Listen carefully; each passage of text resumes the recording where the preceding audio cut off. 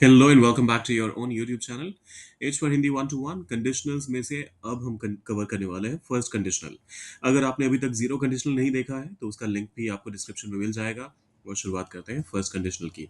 देखिए, इसका इस्तेमाल तब होता है जब आप कुछ यूं कहना चाहते हैं कि अगर प्रेजेंट में कुछ ऐसा हुआ तो फिर फ्यूचर में कुछ एक पॉसिबल सिचुएशन है जो होने की पूरी पूरी संभावना है। अब यहाँ पर ये हाइपोथेटिकल नहीं है, ये रियल होता है। उसी केस में आप इसका इस्तेमाल करते हैं।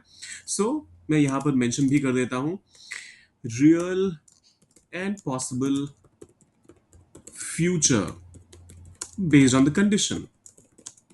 सिंपल। अब इसका रूल क्या होता है, मतलब स्ट्रक्चर क्या होता है, आइए वो मेंशन कर देते हैं यहाँ पर। आप इफ के साथ शुरू करते हैं, और ये वाली गलती मत कीजिएगा। यहाँ पर बहुत बार लोग क्या करते हैं कि इफ का इस्तेमाल तो करते हैं लेकिन उसके बाद वो फ्यूचर टेंस का इस्तेमाल कर लेते हैं, लेकिन वो गलत है।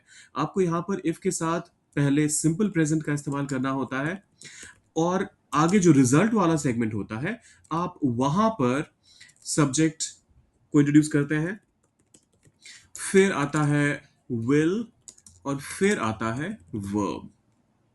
अब इसी स्ट्रक्चर पे ये 10 स्टेटमेंट्स हैं, फटाफट इनको ट्रांसलेट करते हैं। अगर बारिश हुई तो हम बाहर नहीं जाएंगे। If it rains, simple present का हमने इस्तेमाल कर लिया, तो हम बाहर नहीं जाएंगे। We will not go out. If it rains we will not go out. If it rains we will not go out. आप चाहे तो विल नॉट को वोंट कर सकते हैं और आउट को आउटसाइड भी कर सकते हैं, मतलब एक ही रहेगा, मैसेजिंग सेम रहेगी। अब बाकी सारे तो फटाफट हो जाएंगे। अगर वह मेहनत करेगा तो पास हो जाएगा। अगर इफ वह ही मेहनत करेगा, वर्क्स हार्ड, तो पास हो जाएगा, he will pass. If he works hard he will pass. If he works hard he will pass. अगर तुम जल्दी उठोगे तो ट्रेन पकड़ लोगे। If you wake up early, if you wake up early, तो ट्रेन पकड़ लोगे। You will catch the train. If you wake up early you'll catch the train.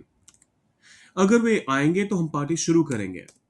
If they कम, तो हम पार्टी शुरू करेंगे। We will start the party.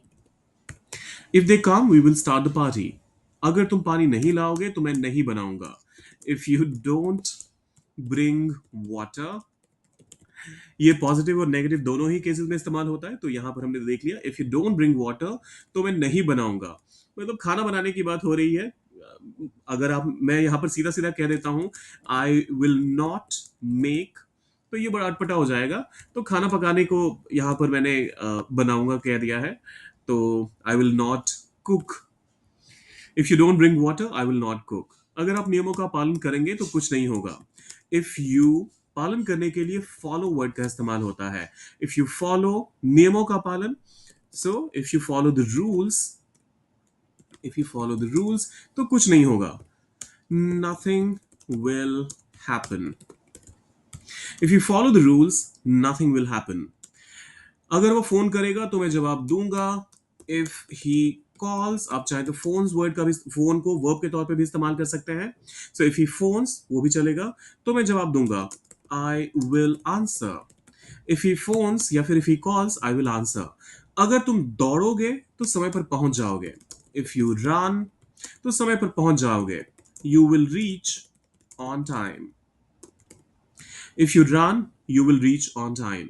अगर वे नहीं आएंगे तो हमें खुद जाना पड़ेगा। एक सेकंड, ये ओके, यहाँ पर ये बस ऐसे ही अंडरलाइन हो गया है, मैंने चेक भी करा तो ये कह रहा है you will reach it on time. वो कोई सेंस नहीं बनाता। अगर वे नहीं आएंगे, इफ दे डोंट कम, ध्यान दीजिएगा, if they will not come गलत हो जाएगा, सिंपल प्रेजेंट का इस्तेमाल करना है। सो इफ दे डोंट कम, तो हमें खुद जाना पड़ेगा। We will have to, we will have to go, और खुद जाना पड़ेगा तो आर सेल्व्स का इस्तेमाल करना पड़ेगा यहाँ पर। So if they don't come will have to go ourselves. If they don't come will have to go ourselves. अगर वह खिड़की खोलेगा तो ताजी हवा आएगी। ताजी हवा के लिए फ्रेश एयर का इस्तेमाल करेंगे, और आएगी, कम इन का इस्तेमाल करेंगे। कीजिए इसे ट्रांसलेट इसी स्ट्रक्चर पे डाल के, और सोचिए कि क्या होगा इसका करेक्ट ट्रांसलेशन। डालिए उसे कमेंट सेक्शन में। जाने से पहले सब्सक्राइब, लाइक और शेयर करके जाइएगा। मिलते हैं जल्दी।